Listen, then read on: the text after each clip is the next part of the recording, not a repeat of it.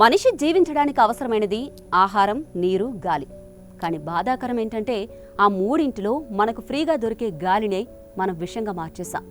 నేడు మనం ఊపిరి పీల్చేది జీవించడానికి కాదు, మరణానికి దగ్గర చేసే గాలిని. మీకు ఇప్పటికే ఒక అవగాహన ఉండే ఉంటుంది, కానీ పెద్దగా పట్టించుకోరు.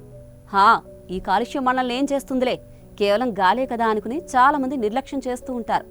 కానీ మీకు తెలుసా, తాజా నివేదిక ప్రకారం గతేడాది ఇండియాలో 17 లక్షల మంది కాలుష్యం కారణంగానే ప్రాణాలు కోల్పోయారు.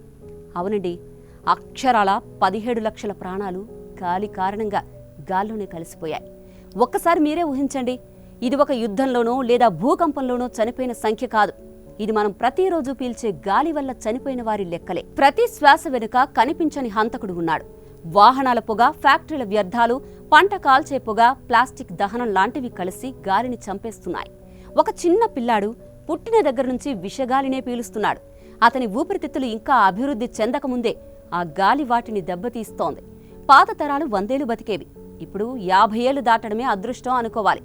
ఢిల్లీ, లక్నో, పాట్నా, హైదరాబాద్, చెన్నై నగరాల గాలి నాణ్యత ఇప్పుడు ప్రపంచ ఆరోగ్య సంస్థ చెప్పిన ప్రమాణాల కంటే కూడా 10 రెట్లు తక్కువగా ఉంది. మనకు కనిపించకపోయినా మన ఊపిరితిత్తులు ప్రతిరోజు చిన్నగా తగ్గుతూ వస్తున్నాయి. సాయంత్రం సూర్యాస్తమయం ఎర్రగా కాకుండా నారింజగా కనిపిస్తే అది అందంగా ఉందని అర్థం కాదు, పొగమంచు వల్ల అని గుర్తుంచుకోండి. ఇక ప్రతిసారి మనం ఎవరో ఒకరిని నిందిస్తూ ఉంటాం కదా, ప్రభుత్వం ఏం చేస్తోంది, ఇండస్ట్రీలు ఎందుకు కంట్రోల్ చేయవని అంటూ ఉంటాం. కానీ నిజమేంటంటే మన ప్రతి చిన్న అలవాటు కూడా ఈ కాలుష్యానికి కారణం. కారు బదులు బైక్, బైక్ బదులు సైకిల్ వాడొచ్చు. ఒక్క ప్లాస్టిక్ కవర్ వద్దు అంటే చాలామంది మనల్ని ఎంత స్ట్రిక్ట్రా బాబు అని హేళనగా మాట్లాడతారు. కానీ స్ట్రిక్ట్గా ఉండకపోతే శ్వాస కూడా పీల్చుకోలేని రోజు అంత దూరంలో లేదన్న విషయాన్ని మీరంతా గుర్తుంచుకోవాలండి. ఒకప్పుడు మన తల్లిదండ్రులు పిల్లలకు చల్లగా ఉంది కదా మఫ్లర్ వేసుకో అని చెప్పేవారు. ఇప్పుడు మనం మన పిల్లలకి ఏం చెప్తున్నాం, మాస్క్ వేసుకో పొల్యూషన్ ఎక్కువగా ఉంది అని చెప్తున్నాం. ఒకసారి ఊహించండి, ప్రకృతి ఇచ్చిన గాలిని పీల్చడానికి కూడా మనం మాస్క్ వేసుకోవాల్సిన రోజులు వచ్చేసాయి. ఈ పరిస్థితి ఎవరి వల్ల, దీనికి కారణం ఎవరని ఎప్పుడైనా ఆలోచించారా? ఈ గాలి కాలుష్యం ఇప్పుడు క్యాన్సర్, హార్ట్అటాక్ కంటే ప్రమాదకరమని వైద్యులు చెప్తూ వస్తున్నారు. ఏ రోగమని చెప్పకముందే శ్వాసే నెమ్మదిగా తగ్గిపోతుంది. ఈ రోజుల్లో అప్పుడే పుట్టిన ఒక పసిబిడ్డ ఊపిరి పీల్చే గాలి కూడా ఐసీయూలో ఉన్న రోగి పీల్చే గాలితో సమానంగా ఉంది. ఇప్పుడు కూడా మనం కళ్ళు తెరవకపోతే రేపు చెట్లు, పూలు, పక్షులు మాత్రమే కాదు, మన మానవ జాతి కూడా అంతరించిపోయే ప్రమాదం ఉంది. మనం స్మార్ట్ ఫోన్కి ఛార్జింగ్ పెట్టేంత సమయం ఒక చెట్టుకి నీళ్లు పోయడానికి వెచ్చించడం లేదు.